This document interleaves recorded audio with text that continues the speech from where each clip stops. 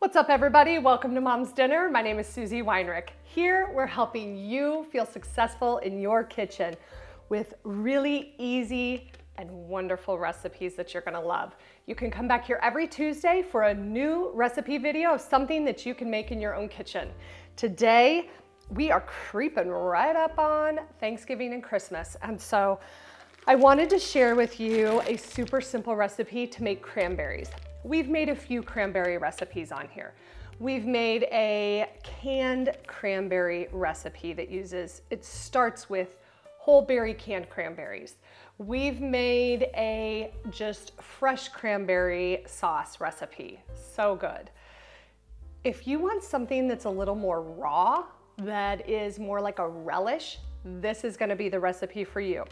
This is going to be a no-cook, just cranberry relish that we're gonna flavor up with orange and apple and some spices, and it comes together really quick, right in your food processor. So no need to bake anything, especially at the holidays when you have a billion other things to do.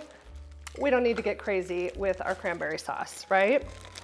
So you just need cranberries, a little extra flavoring, and sweeten them up, and they're good to go. So with this one, usually cranberries come in a 12-ounce bag. So that's what this recipe calls for.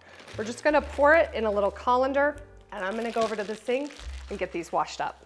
Aren't cranberries so beautiful? Oh my gosh.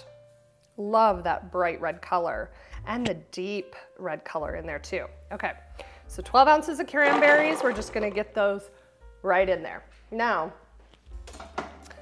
what we want to do is take a Granny Smith apple. That's your green, kind of tart and firm apple. It's perfect to go in this relish. So I'm going to cut this off the core. No need to peel. We're keeping it super simple, okay? Which is what we need. Now just kind of chunk it up. No need to be perfect here. Just pieces like that work just fine. Pop that in there too. Now we're gonna go in with half a cup of just white granulated sugar. Now we need the zest of 1 orange and about a 1/4 cup of juice. So I'm gonna zest it first though. That's a great tip. Anytime you need the zest of citrus, you wanna make sure, and if you need the zest and the juice, zest it first and then get the juice. Makes things a lot easier. And I gotta tell you, I have the crappiest zester down here. This is my filming kitchen. I have another kitchen upstairs. This kitchen is my nice kitchen. The kitchen upstairs is my old kitchen, but the kitchen upstairs has all the nice things, like my really nice microplane zester.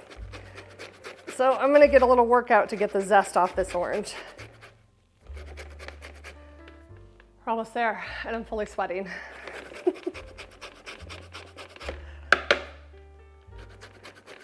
It probably would have been less work for me to go upstairs and get the zester from upstairs than it was for me to zest this on this microplane. I think once I'm done here, I'm gonna go to Amazon.com and buy myself another microplane zester for this kitchen. Okay, that looks pretty good.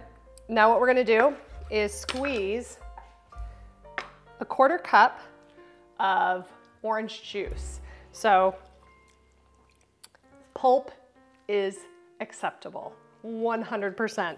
So I just had 2 big chunks of orange fall into that juice, totally fine.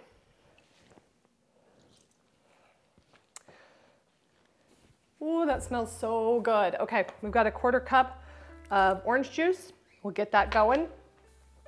Now, what we're gonna do is add in a few kind of holiday spices, holiday seasoning. So we've got ground cinnamon, and we're just gonna do a little pinch of each one.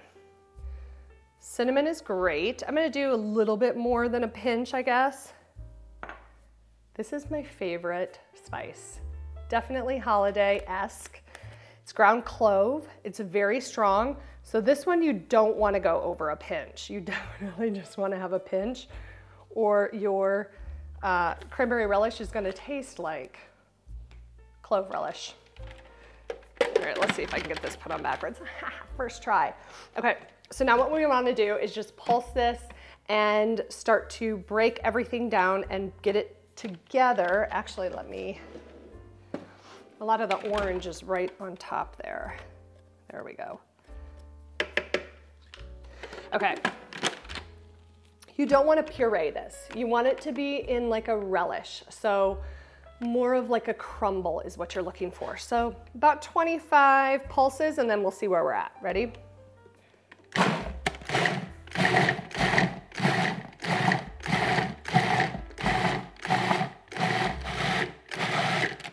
Ooh, it looks so good and it smells so incredibly fresh. So the one thing, it's making my mouth water. The one thing you want to check for is that there's no like large chunks of cranberries left. And anytime you're using a food processor, it's a good idea to kind of scrape the edges down to make sure that everything gets blended in together. All right, it looks pretty good, but there are still just a couple little chunks in there. So I'm going to do like 2 more pulses. Maybe 3. Woo.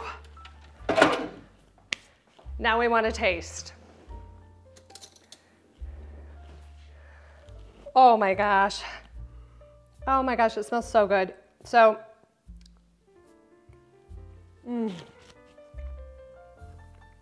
oh my gosh. It is impossibly fresh. Super cranberry forward.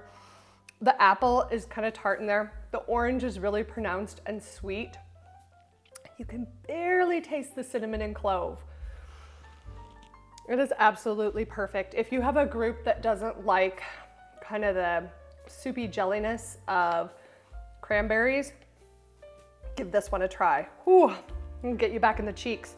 So some flavor troubleshooting that you can do with this cranberry relish.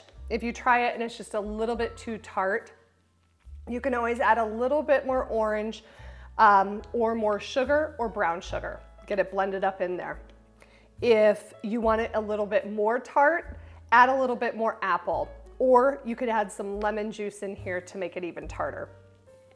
If you want it to be a little bit warmer and more seasonal, just add some more cinnamon and clove. Will be perfect.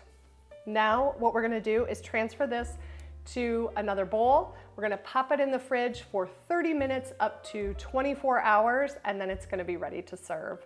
So I hope that you make this cranberry relish for your holiday table or one of our other cranberry recipes, and that it helps you feel like a success at your holiday table. Join us again next week for another recipe video. See ya.